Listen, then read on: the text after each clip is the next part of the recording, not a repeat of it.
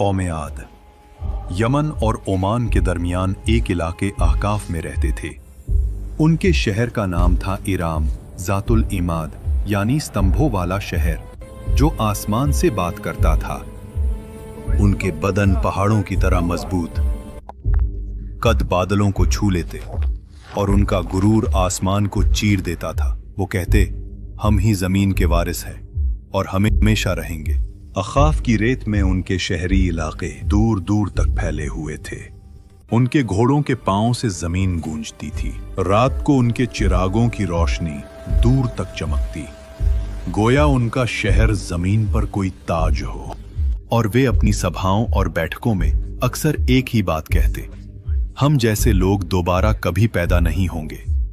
उनके बच्चे भी छोटी उम्र में पत्थर उठाकर अपनी शक्ति दिखाते और बुजुर्ग गर्व से कहते, हमारे बच्चे भी पहाड़ों को झुकाने वाले हैं। आद के लोगों का एक और अजीब अकीदा था। वो समझते थे कि हवा उनकी गुलाम है।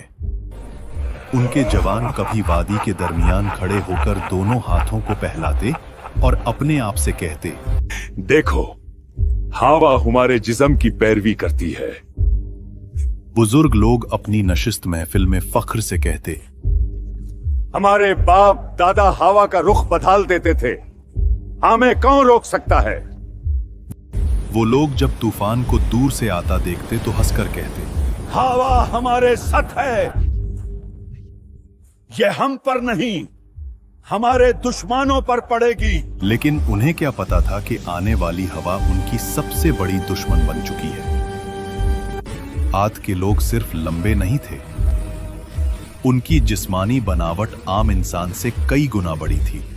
दरिया के किनारे उनके कदमों के निशान आज भी पहाड़ों के दरमियान मिलते हैं, जिन्हें देखकर लोग हैरान रह जाते।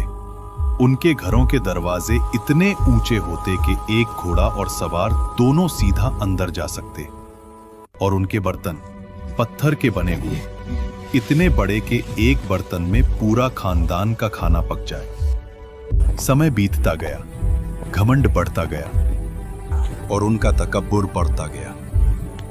फिर अल्लाह ने अपना नबी भेजा,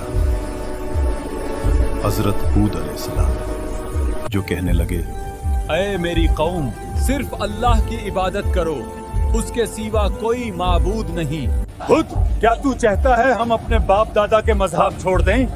हम ताकतवर हैं, हमें कोई छो नहीं सकता। हजरत हूद अलैहिस्सलाम ने फिर कहा, मैं तुम्हें उस अजाब से डरा रहा हूँ जो तुम सोच भी नहीं सकते। लेकिन जिन दिलों में गुरूर भर जाए, वहां नसीहत पत्थर से टकराकर टूट जाती है। हजरत हूद अलैहिस्सलाम रोज उनके बाजारों, उनके महलों, उनके दरवाजों के पास जाकर आखिरी दावत देते। कभी उनके सरदार हंस के कहते, हूद, तेरी बात में दम होता तो हमारे महल कब के गिर चुके होते। कभी कोई बच्चा उनकी आवाज का मजाक उड़ा देता और कुछ लोग उन्हें देखकर रास्ता बदल लेते, कहीं उन्हें अल्लाह का खौफ उनकी आंखों में भर न जाए। एक दिन हूद अलैहिस्सलाम उनकी असेंबली में गए, जहां उनके सरदार सोने के तख्तों पर बैठे थे। हूद अलैहिस्सलाम ने कहा, अल्लाह की बनाई हुई कुदरत का निजाम देख लो, तुम्हारी ताकत कुछ भी नहीं। मगर उनके सरदार हंस पड़े। ये छोटे वादे बंद कर, अगर अजाब आता है तो हम अपनी ताकत से उसे रोक लेंगे। अजाब से कुछ दिन पहले आद की वादी में एक अजीब मंजर हुआ। रात को आसमान में एक गहरी गूंज सुनाई दी। न बादल गरजा, न बिजली चमकी, मगर वादी में ऐसे लगा जैसे कोई दूर से पुकार रहा हो। आद के लोग इस आवाज को सुनते और आपस में कहते, यह तो पहाड़ों की आवाज है। हजरत हूद अलैहिस्सलाम, जो कहने लगे, ये रहमत की पुकार नहीं, ये तंबे है। दूसरी रात जमीन हल्की सी हिली, मगर इतनी कम कि सिर्फ जानवर बेचैन हुए। देखो, इंसान हंस पड़े। ज़मीन भी हमारी ताकत से डरती है। उन्हें नहीं पता था ये जमीन का आखिरी एतराज था। फिर आया अल्लाह का फैसला। सबसे पहले उन पर कहत आया, 3 साल तक एक बूंद बारिश ना हुई। नदियां सूख गईं, बाग जल गए, जमीन पत्थर बन गई। लोग आसमान की तरफ देखते रहे कब बारिश आएगी, लेकिन आसमान से जवाब आया खामोशी।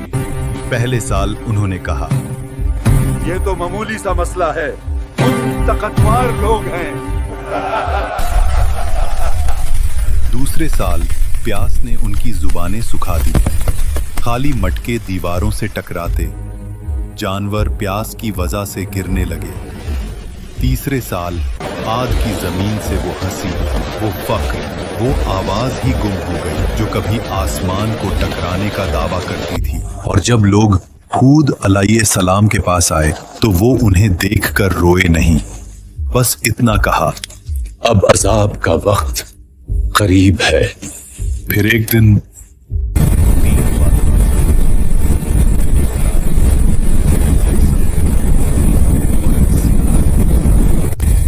आसमान से फरिश्ता बोला, ऐ कौम आद, इनमें से एक बादल सरबराह, उसमें पानी है, रहमत है। मगर उन्हें क्या पता, उस बादल में रहमत नहीं, कहर छुपा था।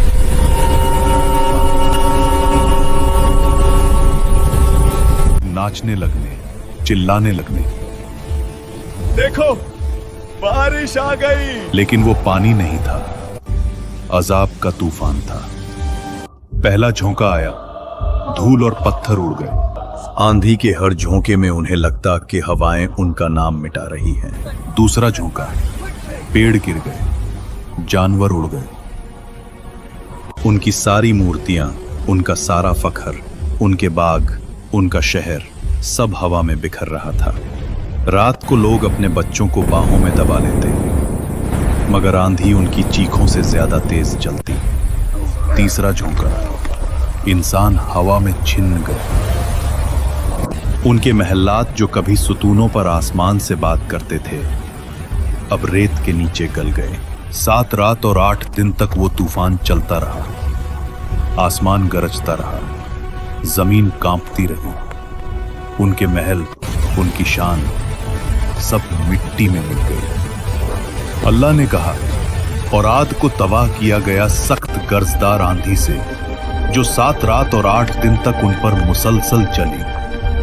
और जब हवा रुकी तो सिर्फ सन्नाटा था। रह गया सिर्फ रेत का समंदर और गिरे हुए तने, जैसे खजूर के खोखले तने। लेकिन उन चंद लोगों को जो हजरत हूद अलैहिस्सलाम के साथ ईमान लाए, अल्लाह ने बचा लिया। उन्हें पहाड़ों के एक गार में पनाह दी गई। और हजरत हूद अलैहिस्सलाम ने कहा, ऐ मेरे रब, तू सबसे ज्यादा रहम करने वाला है, हमें उन रास्तों पर कायम रख जो तेरी तरफ ले जाते हैं। खुद अलैहिस्सलाम जब वादी के ऊपर खड़े हुए तबाह शहर को देख रहे थे तो उनकी आंखों में आंसू भर आए। ये वो लोग थे जो कभी कहते थे, हमसे ज्यादा ताकतवर कौन।